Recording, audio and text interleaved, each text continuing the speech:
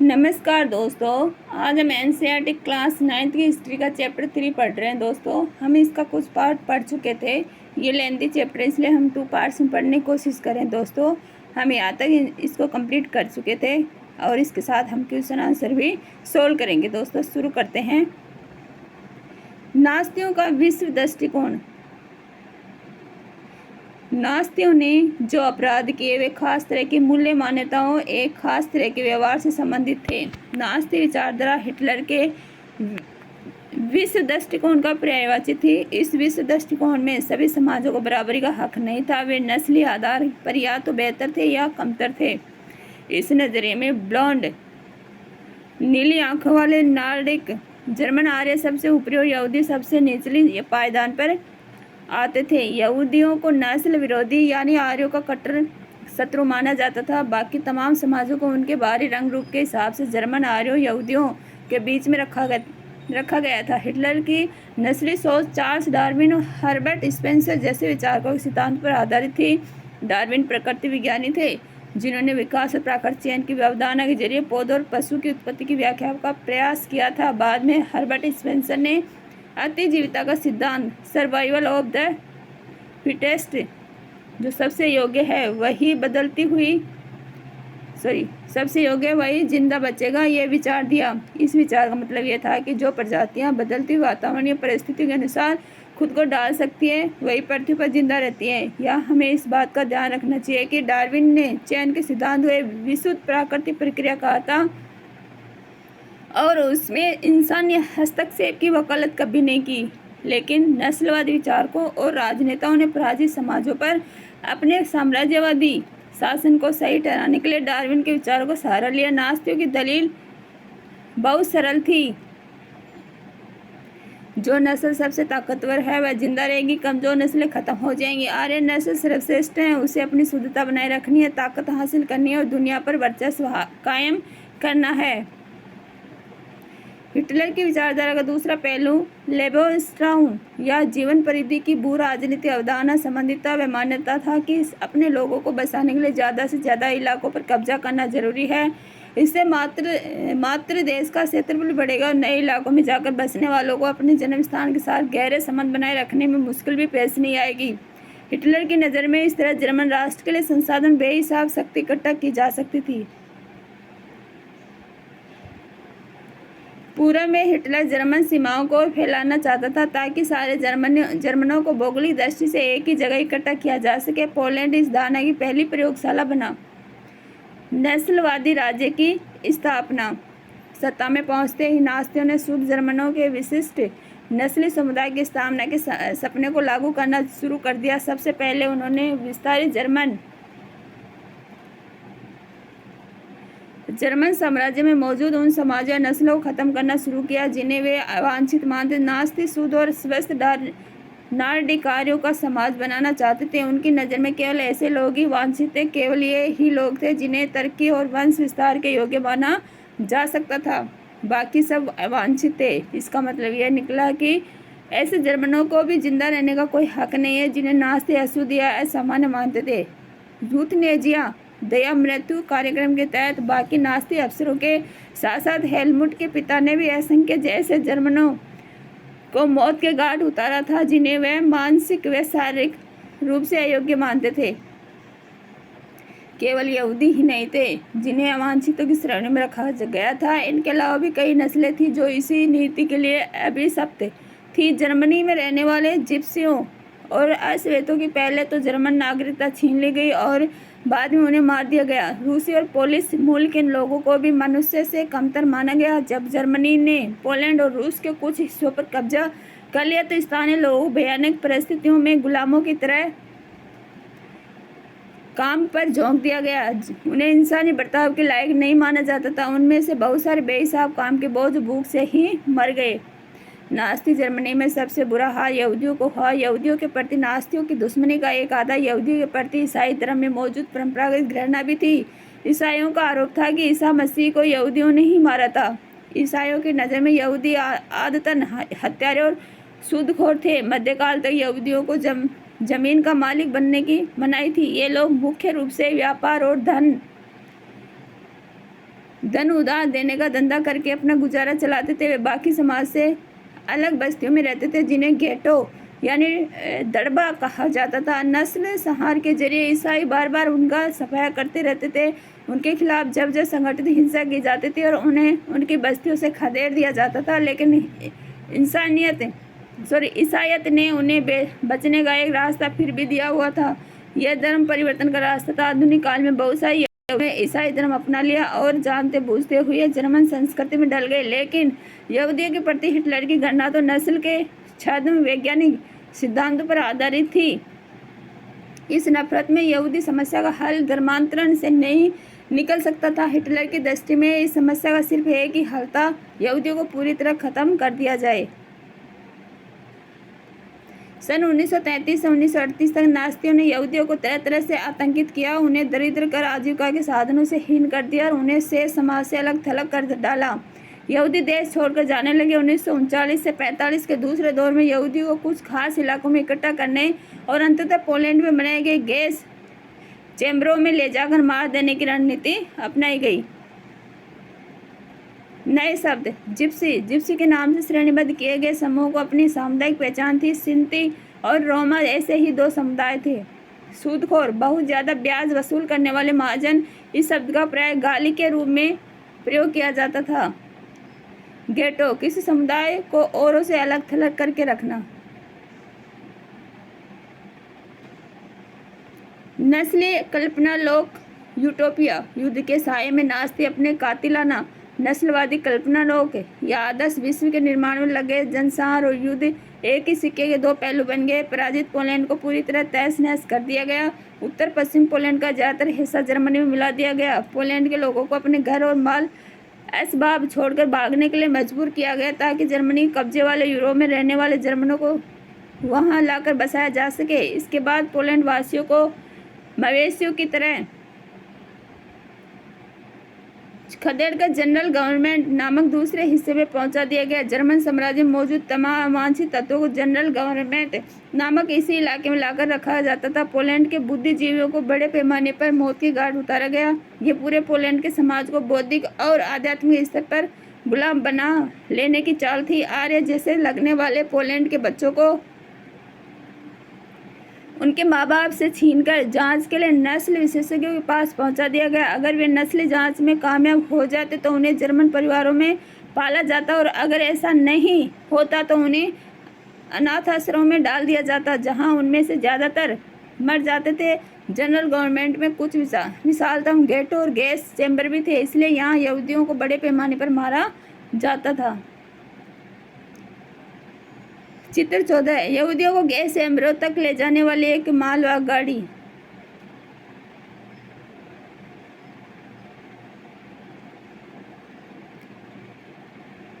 मौत का सिलसिला। पहला चरण बहिष्कार 1933 से 39। हमारे बीच तुम्हें नागरिकों की तरह रहने का कोई हक नहीं।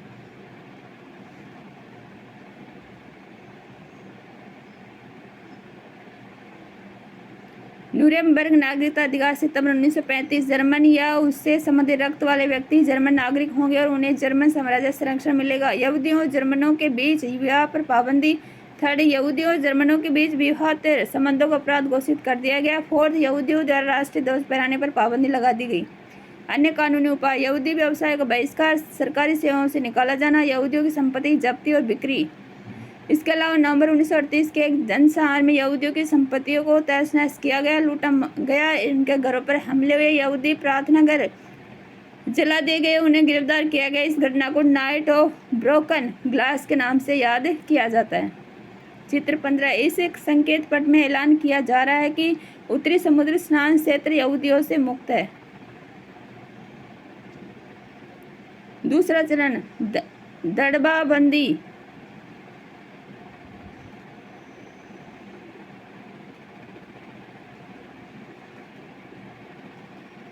तुम्हें हमारे बीच रहने का कोई हक नहीं। सितंबर 1941 से सभी यहूदियों को हुक्म दिया गया कि डेविड का पीला सितारा अपनी छाती पर लगा कर रखेंगे। उनके पासपोर्ट, तमाम कानूनी दस्तावेज और घरों के बाहर भी यह पहचान चिन्ह छाप दिया गया। जर्मनी में उन्हें यहूदी मकानों में और पूर्वी क्षेत्र के लोद्ज एम वार्सा जैसी गेटो बस्तियों में कष्टपूर्ण और दरिद्रता की स्थिति में रखा जाता था। ये बेहद पिछड़े और निर्धन इलाके थे। गेटों में दाखिल होने से पहले यहूदियों को अपनी सारी संपत्ति छोड़ देने के लिए मजबूर किया गया। कुछ ही समय में गेटो बस्तियों में वंचना, भूखमरी, गंदगी और बीमारियों का साम्राज्य व्याप्त हो गया। चित्र 17 कह रहा है, मेरे पास बेचने के लिए बस यही है। गेटो के लोगों के पास जीने का कोई रास्ता नहीं बचा था। तीसरा चरण, सर्वनाश। 1941 के बाद तुम्हें जीने का अधिकार नहीं। चित्र 18, भागने की कोशिश में मौत। यातना गृह के चारों तरफ लगी तारों में करंट दौड़ता रहता था। चित्र 19, गैस चैम्बर के बाहर कपड़ों के ढेर।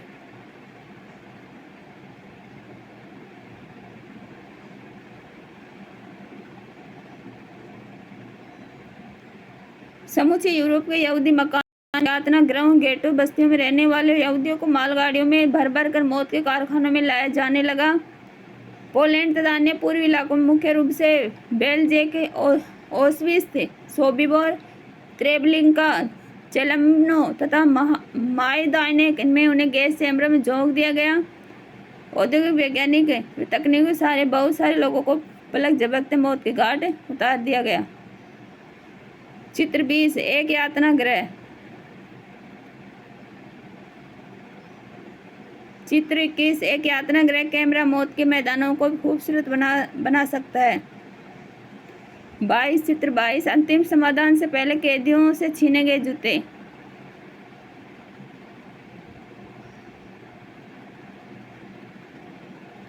नास्ती जर्मनी में युवाओं की स्थिति क्या थी? युवाओं में हिटलर की दिलचस्पी जुनून की हद तक पहुंच चुकी थी। उसका मानना था कि एक शक्तिशाली नास्ती समाज की स्थापना में बच्चों को नास्ती विचारधारा की गुट्टी पिलाना बहुत जरूरी है। इसके लिए स्कूल के भीतर और बाहर दोनों जगह बच्चों पर पूरा नियंत्रण आवश्यक था। नास्तीवाद के दौरान स्कूलों में क्या हो रहा था? तमाम स्कूलों में सफाई और शुद्धिकरण की मुहिम चलाई गई। यहूदी या राजनीतिक रूप से अविश्वसनीय दिखाई देने वाले शिक्षकों को पहले नौकरी से हटाया गया और बाद में मौत के घाट उतार दिया गया। बच्चों को अलग अलग बिठाया जाने लगा। जर्मन और यहूदी बच्चे एक साथ न तो बैठ सकते थे और न खेल कूद सकते थे। बाद में अवांछित बच्चों को यानी यहूदियों, जिप्सियों के बच्चों और विकलांग बच्चों को स्कूलों से निकाल दिया गया। 40 के दशक में तो उन्हें भी गैस चैम्बरों में झोंक दिया गया।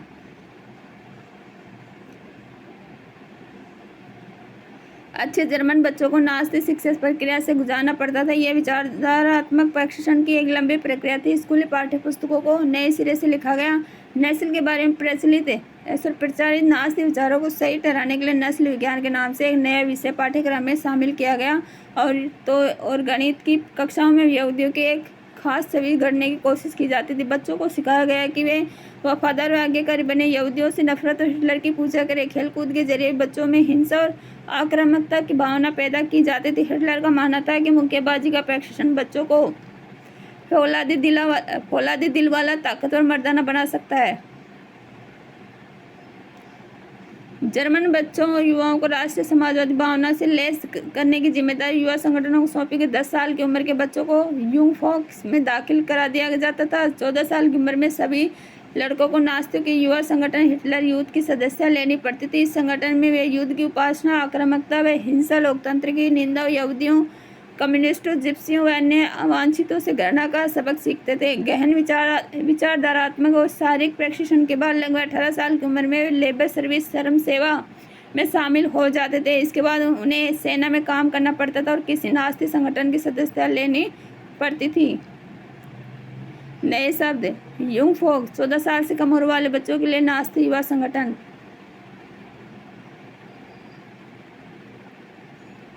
चित्र 25, वांछित बच्चे जिनकी संज्ञा हिटलर बनाना चाहता था।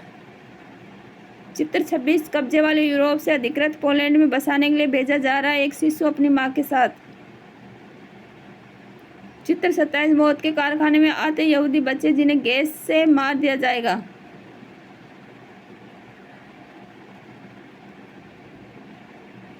नास्ती यूथ लीग का संगठन 1922 में हुआ था। 4 साल बाद उसे हिटलर यूथ का नाम दिया गया। 1933 तक आते आते संगठन में 12.5 लाख से ज़्यादा बच्चे थे।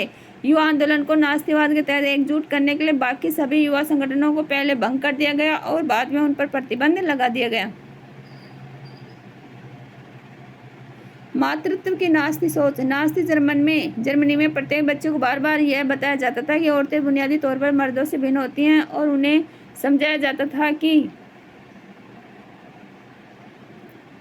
औरत मर्द के लिए समान अधिकारों का संघर्ष गलत है, यह समाज को नष्ट कर देगा। इसी आधार पर लड़कों को आक्रामक, मर्दाना और पत्थर दिल होना सिखाया जाता था, जबकि लड़कियों को यह कहा जाता था कि उनका फर्ज एक अच्छी माँ बनना और शुद्ध आर्य रक्त वाले बच्चों को जन्म देना और उनका पालन पोषण करना, नस्ल की शुद्धता बनाए रखने, यहूदियों से दूर रहने, घर संभालने और बच्चों को नास्ती मूल्य मान्यताओं की शिक्षा देने का दायित्व उन्हें ही सौंपा गया था। आर्य संस्कृति नस्ल की ध्वजवाहक वही थी।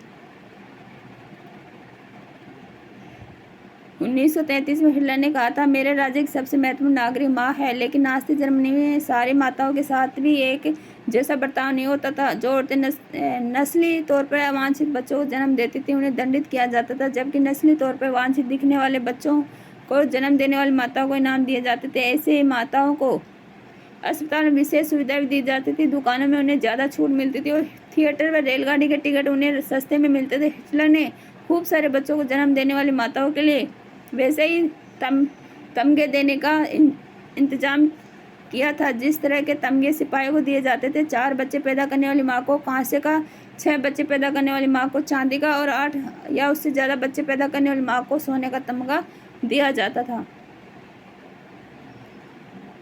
निर्धारित आचार संहिता का उल्लंघन करने वाली आर्य औरतों की सार्वजनिक रूप से निंदा की जाती थी और उन्हें कड़ा दंड दिया जाता था। बहुत सारी औरतों को गंजा करके मुंह पर कालिक पोत कर और उनके गले में तख्ती लटकाकर पूरे शहर में घुमाया जाता था। उनके गले में लटकी तख्ती पर लिखा होता था, मैंने राष्ट्र के सम्मान को मलिन किया है। इस आपराधिक कृत्य के लिए बहुत सारी औरतों को न केवल जेल की सजा दी गई बल्कि उनसे तमाम नागरिक सम्मान और उनके पति व परिवार भी छीन लिए गए।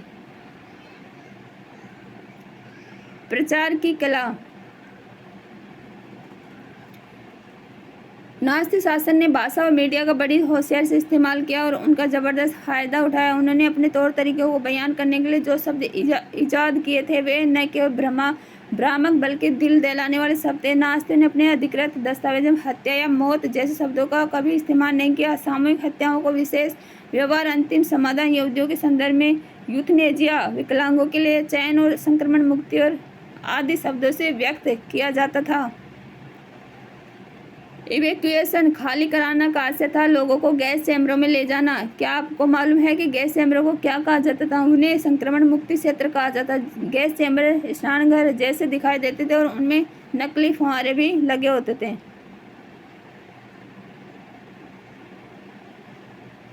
शासन के लिए समर्थन हासिल करने और नास्ती विश्व दृष्टिकोण फैलाने के लिए मीडिया का बहुत सोच समझ कर इस्तेमाल किया गया। नास्ती विचार फैलाने के लिए तस्वीरों, फिल्मों, रेडियो पोस्टरों, आकर्षक नारों और इश्तहारी पर्चों का खूब सहारा लिया।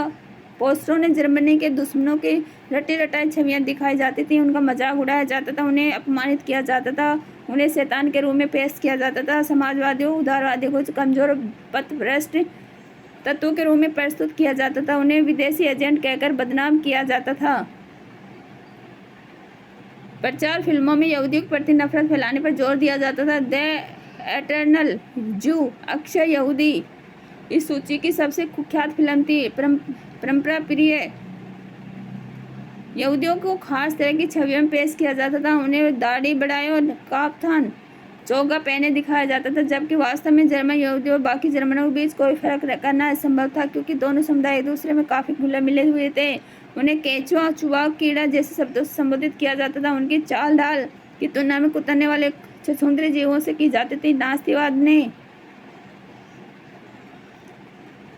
लोगों के दिलो दिमाग पर गहरा असर डाला, उनकी भावनाओं को भड़काकर उनके गुस्से और नफरत को अवांछितों पर केंद्रित कर दिया। इसी अभियान से नास्तिवाद का सामाजिक आधार पैदा हुआ।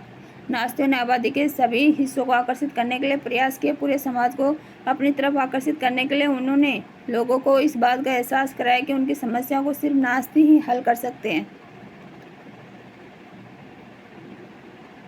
चित्र 28, यहूदियों पर हमला करता है नास्ती पोस्टर।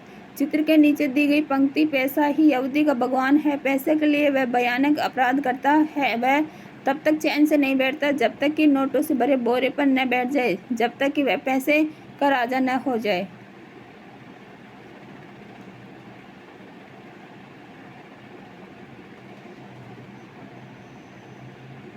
जर्मन किसान, तुम सिर्फ हिटलर के हो क्यों? आज जर्मन किसान दो भयानक पार्टों के बीच पिस रहा है। एक खतरा अमेरिकी अर्थव्यवस्था यानी बड़े पूंजीवाद का, दूसरा खतरा बोल्शेविज्म की मार्क्सवादी अर्थव्यवस्था का है।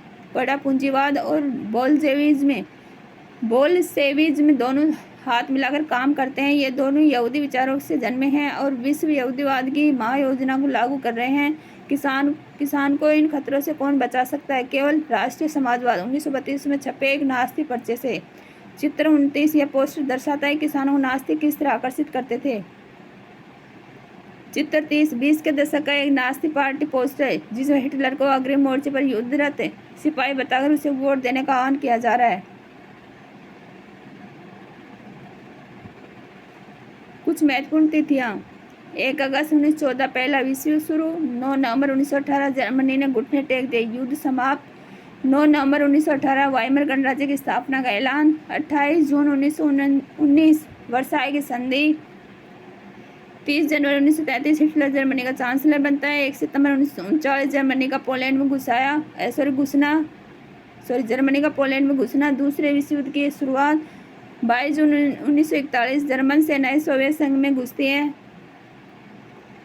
23 जून 1941 यहूदियों का कत्लेआम शुरू। 8 दिसंबर 1941 अमेरिका भी दूसरे विश्व युद्ध में कूद पड़ा। 27 जनवरी 1945 सोवियत फौजें ऑस्विट्ज़ को मुक्त कराते हैं। 8 मई 1945 यूरोप में मित्र राष्ट्रों की विजय।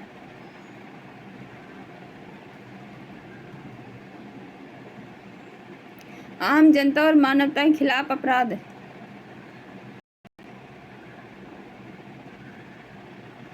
नास्तिकवाद पर आम लोगों की प्रतिक्रिया क्या रही? बहुत सारे लोग नास्तिक शब्दाडंबर और धुआंधार प्रचार का शिकार हो गए। वे दुनिया को नास्तिक नजरों से देखने लगे और अपनी भावना को नास्तिक शब्दावली में ही व्यक्त करने लगे।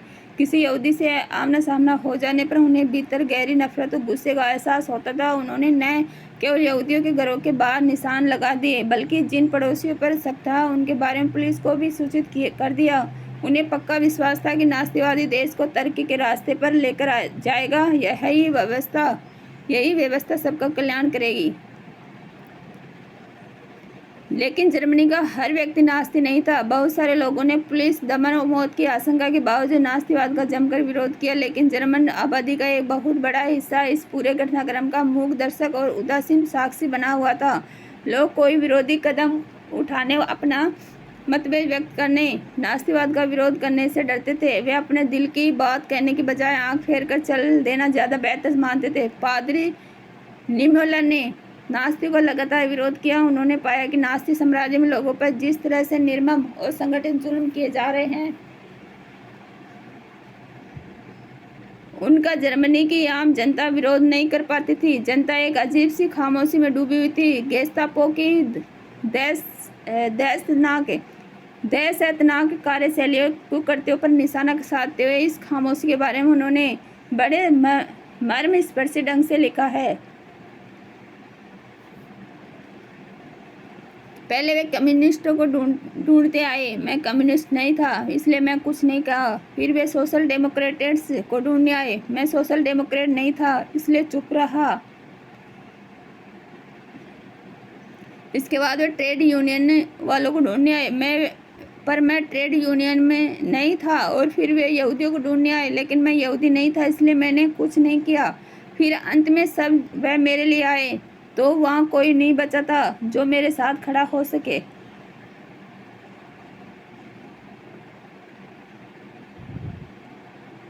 नास्ती जर्मनी में यहूदी क्या महसूस करते थे यह एक बिल्कुल अलग कहानी है। शार्लट बेराट ने अपनी डायरी में लोगों के सपनों को चोरी छिपे दर्ज किया था। बाद में उन्होंने अपनी इस डायरी को पुस्तक के रूप में प्रकाशित किया। पढ़ने वालों को झकझोर कर रख देने वाली इस किताब का नाम है थर्ड राइख ऑफ ड्रीम्स।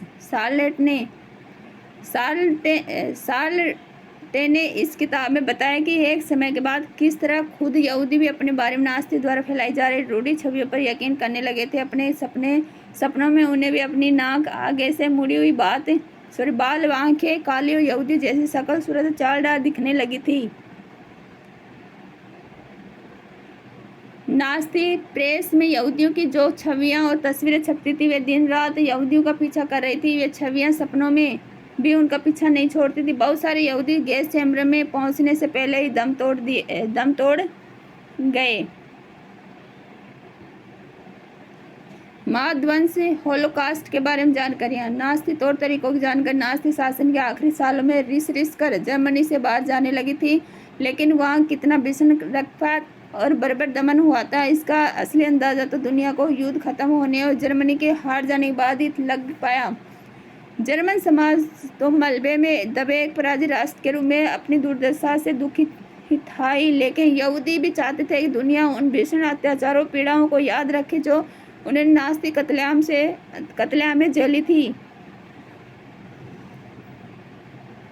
इन्हीं कत्लेआमों को महाध्वंस होलोकास्ट भी कहा जाता है। जब दमन चक्र अपने शिखर पर था, इन्हीं दिनों एक यहूदी टोले में रहने वाले एक आदमी ने अपने साथी से कहा था कि वह युद्ध के बाद सिर्फ आधा घंटा और जीना चाहता है। शायद वह दुनिया को यह बताकर जाना चाहता था कि नास्ती जर्मनी में क्या क्या हो रहा है। जो कुछ हुआ उसकी गवाही देने और जो भी दस्तावेज हाथ आए उन्हें बचाए रखने की है अदम्य चाह गेटो कैंपों में नारकीय जीवन भोगने वालों में बहुत गहरे तौर पर देखी जा सकती है। उनमें से बहुतों ने डायरियाँ लिखी, नोटबुक लिखी और दस्तावेजों के संग्रह बनाए, लेकिन इसके विपरीत जब यह दिखाई देने लगा कि अब युद्ध में नास्तियों की पराजय तय ही है, तो नास्ती नेतृत्व में दफ्तरों में मौजूद तमाम सबूतों को नष्ट करने के लिए अपने कर्मचारियों को पेट्रोल बांटना शुरू कर दिया। दुनिया के बहुत सारे हिस्सों में स्मृति लेखों, साहित्य, वृत्तचित्रों, शायरी, स्मारकों, संग्रहालयों में इस महाध्वंस का इतिहास और स्मृति आज भी जिंदा है। ये सारी चीज़ें उन लोगों के लिए एक श्रद्धांजलि है जिन्होंने उन 4 दिनों में भी प्रतिरोध का साहस दिखाया। उन लोगों के लिए भी ये सारी बातें शर्मनाक यादगार हैं जिन्होंने ये जुल्म ढाए, और उनके लिए चेतावनी की आवाज़ें हैं जो खामोशी से सब कुछ देखते रहे। चित्र 32 डेनमार्क ने अपने यहूदियों को चोरी छिपे जर्मनी से निकाल लिया था। इस काम के लिए इस्तेमाल की गई नौकाओं में से एक है।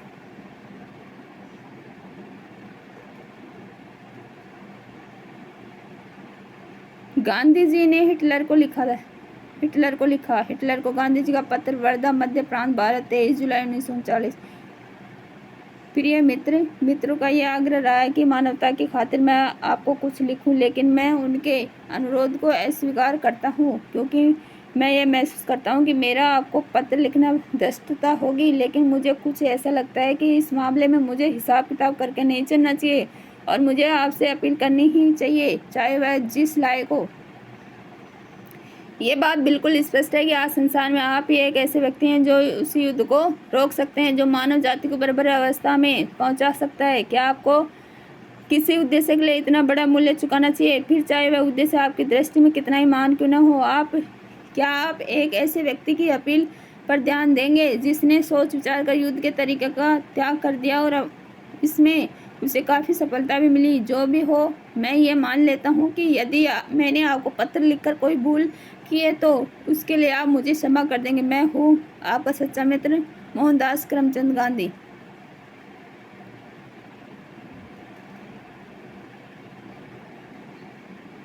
हिटलर को गांधी जी का पत्र, वर्धा, 24 दिसंबर 1940। हमें अहिंसा के रूप में एक ऐसी शक्ति प्राप्त हो गई है जिसे यदि संगठित कर लिया जाए तो वह संसार भर की सभी प्रबलतम हिंसात्मक शक्तियों के गठजोड़ का मुकाबला कर सकती है। जैसा कि मैंने कहा, अहिंसात्मक तरीके में पराजय नाम की कोई चीज़ है ही नहीं। यह तरीका तो बिना मारे या चोट पहुंचाए करने या मरने का तरीका है। इसका इस्तेमाल करने में धन की लगभग कोई ज़रूरत नहीं है, और उस विनाश शास्त्र की तो नहीं जिसे आपने पूर्णता के चरम बिंदु पर पहुंचा दिया है। मुझे यह देखकर आश्चर्य होता है कि आप यह भी नहीं देख पाते कि विनाशकारी यंत्रों पर किसी का एक अधिकार नहीं है। अगर ब्रिटिश लोग नहीं तो कोई और देश निश्चय ही आपके तरीकों से ज़्यादा बेहतर तरीका ईजाद कर लेगा और आपके ही तरीकों से आपको नीचा दिखाएगा। आप अपने देशवासियों के लिए कोई ऐसी विरासत नहीं छोड़ रहे हैं जिस पर उन्हें गर्व होगा। वे एक क्रूर कर्म की चर्चा करने में गर्व का अनुभव नहीं करेंगे, फिर भले ही वह कर्तव्य कितनी ही निपुणतापूर्वक नियोजित क्यों न किया गया हो। अतः मैं मानवता के नाम पर आपसे युद्ध रोक देने की अपील करता हूँ। हृदय से आपका मित्र, मोहनदास करमचंद गांधी।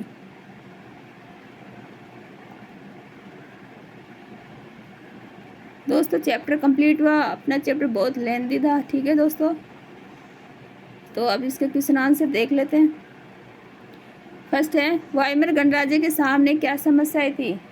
तो अनेक समस्याएं, जैसे वाइमर गणराज्य का जन्म प्रथम विश्व युद्ध में पराजित जर्मन साम्राज्य पतन पर हुआ। वाइमर गणराज्य द्वारा कई समस्याओं का सामना किया, जैसे प्रथम विश्व युद्ध के बाद वाइमर गणतंत्र तथा मित्र राष्ट्रों के बीच हुई वर्साई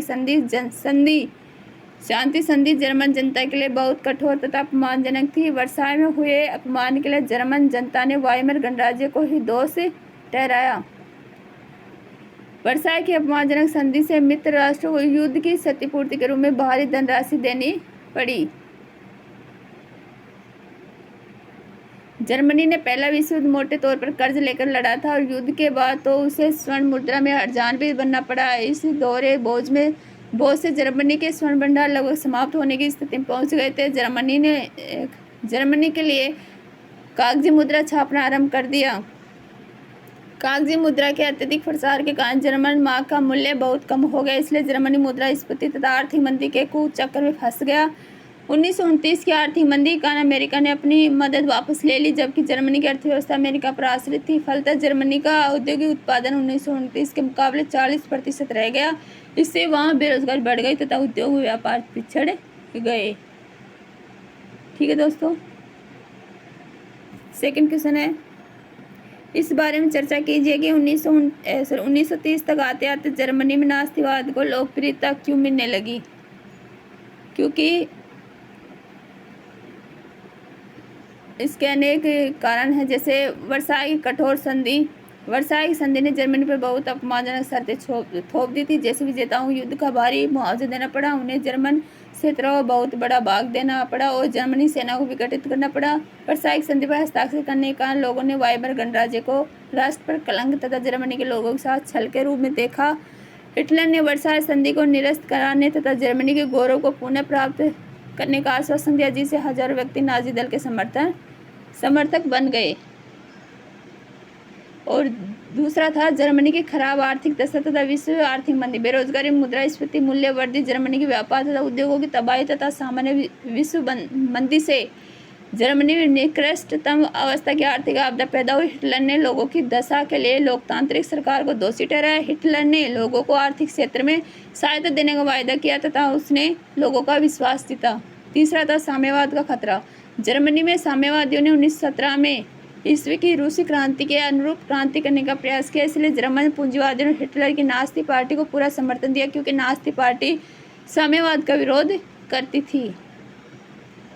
ठीक है, और नेक्स्ट था हिटलर का आकर्षक कार्यक्रम। हिटलर ने जर्मन जनता के सामने ऐसा कार्यक्रम प्रस्तुत किया जो जर्मनी के सभी वर्ग के लोगों के लिए एक रुचिकर था। हिटलर ने वर्साई की अपमानजनक संधि का विरोध किया, उसने गणतंत्री व्यवस्था की आलोचना की और एक सुदृढ़ सरकार की स्थापना पर बल दिया। उसने बेरोजगारों को रोजगार तथा नौजवानों को सुरक्षित भविष्य देने का वायदा किया। उसने देश को विदेशी प्रभाव से मुक्त कराने तथा तमाम विदेशी साजिशों का मुंहतोड़ जवाब देने का आश्वासन भी दिया। इस प्रकार हिटलर के विचार जर्मन जाति की परंपरा तथा आकांक्षाओं के अनुकूल थे, अतः हिटलर को लाखों जर्मन लोगों का समर्थन प्राप्त हुआ। ठीक है दोस्तों, नेक्स्ट क्वेश्चन है, थर्ड क्वेश्चन, नास्तिक सोच के खास पहलू कौन से थे? तो नास्तिक सोच के खास पहलू या उसके विशेषता अनेक थे, जैसे नास्तिक विचारधारा हिटलर के विश्व दृष्टिकोण का पर्यायवाची थी। ठीक है, और इसके अलावा नास्तिकवाद का अर्थ आध्यात्मिक, बौद्धिक, सामाजिक और राजनीतिक अराजकता है। नास्तिक सोच में सभी समाजों को बराबरी का हक नहीं था, वे नस्ली आधार पर या तो बेहतर थे या कमतर थे। नास्तिक सोच में ब्लॉन्ड नीली आंखें वाले नार्डिक जर्मन आर्य सबसे श्रेष्ठ थे तथा यहूदी सबसे निकृष्ट थे। नास्तिक सोच को नस्ल सबसे ताकतवर है, वह जिंदा रहेगी और तथा कमजोर नस्लें खत्म हो जाएंगी। नास्तिक अपने लोगों को बसाने के लिए ज़्यादा से ज़्यादा इलाकों पर कब्जा करना जरूरी मानते थे, अर्थात वे साम्राज्यवाद के पक्षधर थे। अतः नास्तिकवाद अपने साम्राज्य में वृद्धि करना चाहता था। नास्तिकवाद एक व्यक्ति तथा एक दल की तानाशाही में विश्वास करता था। नास्तिकवाद उदारता, समाजवाद तथा साम्यवाद का विरोधी था। फोर्थ क्वेश्चन है, नास्तिकों का प्रोपेगेंडा यहूदियों के खिलाफ नफरत पैदा करने में इतना असरदार कैसे रहा? क्योंकि जैसे यहूदियों के विरुद्ध जर्मन भावनाएं, जर्मनी के आर्थिक, राजनीतिक, सामाजिक जीवन पर यहूदियों का बहुत प्रभाव था, व्यापार का बहुत बड़ा भाग उनके हाथों में था। अतः जर्मनी में पहले से ही यहूदी विरोधी भावनाएं पर्याप्त मात्रा में विद्यमान थी। नाजी दल ने इस स्थिति का लाभ उठाकर यहूदियों के विरुद्ध विषैला प्रचार किया और ये वायदा किया कि सत्ता में आने पर वे उनका इस समस्त प्रभाव ही नष्ट कर देंगे। दूसरा था मीडिया का सोच समझकर इस्तेमाल। नास्तियों ने यहूदियों के खिलाफ नफरत फैलाने के लिए मीडिया का बहुत सोच समझकर इस्तेमाल किया। नास्तिक विचारों को फैलाने के लिए तस्वीरों, फिल्मों, रेडियो पोस्टरों, आकर्षक नारों, इश्तेहारी पर्चों का खूब सहारा लिया था। पोस्टरों में यहूदियों की रटी रटाई छवियां दिखाई जाती थी, उनका मजाक उड़ाया जाता था, उन्हें अपमानित किया जाता था, उन्हें शैतान के रूप में पेश किया जाता था। उसके नेक्स्ट आप बता सकते हो कि स्कूली स्तर पर प्रचार। ठीक है, नास्ती लोगों ने यहूदी के विरुद्ध अपना प्रचार स्कूली स्तर पर आरंभ किया। सभी यहूदी अध्यापकों को स्कूल से निकाल दिया गया। नास्ती की नस्ली विचारधारा को तर्कसंगत सिद्ध करने के लिए स्कूल की पाठ्य पुस्तकों फिर से लिखा गया। ठीक है, अपना नेक्स्ट क्वेश्चन है 5th, नास्ती समाज में औरतों की क्या भूमिका थी। फ्रांसीसी क्रांति के बारे में जानने के लिए अध्याय 1 देखें। फ्रांसीसी क्रांति नास्ती शासन में औरतों की भूमिका के बीच क्या फर्क था, एक पैराग्राफ में बताइए। तो आप इसके आधार पर बता सकते हो कि फ्रांसीसी क्रांति महिलाओं ने प्रमुख भूमिका निभाई। उन्होंने अपने देश के सामाजिक तथा राजनीतिक विकास में समान रूप से भाग लिया था, जबकि नास्ती समाज महिलाओं के लोकतांत्रिक अधिकारों के विरुद्ध था। उनका विचार था कि महिलाओं को अपने अधिकारों की मांग करना गलत है तथा उनको दिए गए अधिकार अथवा महिलाओं का लोकतांत्रिक संघर्ष समाज का नाश कर सकता है। और फ्रांस में अधिकतर महिलाओं को आजीविका के लिए पुरुषों के साथ मिलकर काम करना पड़ता था, जबकि नास्ती समाज में महिलाओं को पुरुषों के साथ मिलकर काम करने की आज्ञा नहीं थी। फ्रांस की महिलाएं अपना साथी बदलने के लिए स्वतंत्र थी, जबकि नास्ती समाज में महिलाओं के लिए एक आचार संहिता थी, उन्हें यहूदियों के साथ संबंध बनाने का अधिकार नहीं था। लास्ट क्वेश्चन अपना 6 से, नास्तियों ने जनता पर पूरा नियंत्रण हासिल करने के लिए कौन कौन से तरीके अपनाए। तो जैसे उन्होंने अपने व्यवहार को प्रदर्शित करने के लिए पोस्टर या फिल्मों के माध्यम से विभिन्न प्रचार इस्तेमाल किया। शासन का समर्थन हासिल करने उन्हें इसे लोकप्रिय बनाने के लिए मीडिया का सावधानीपूर्वक इस्तेमाल किया। ठीक है, और नाजीवाद ने लोगों के दिमाग पर काम किया, उनकी भावनाओं का दोहन किया और उनकी घृणा और क्रोध को अवांछनीय रूप में चिन्हित किया। नाजियों की इच्छा के अनुसार समाज को नियंत्रित व्यवस्थित करने के लिए विशेष निगरानी और सुरक्षा बल बनाए रखा और पुलिस बलों के पास दंड से मुक्ति के साथ शासन करने की शक्तियाँ थी। नरसान ने भय और दमन का माहौल भी बनाया, जिससे उन्हें अपने लोगों पर पूर्ण नियंत्रण स्थापित करने में मदद मिली। तो दोस्तों अपना चैप्टर और क्वेश्चन आंसर कंप्लीट है। ठीक है दोस्तों, तो नेक्स्ट चैप्टर में जल्दी ही मिलते हैं। Thank you.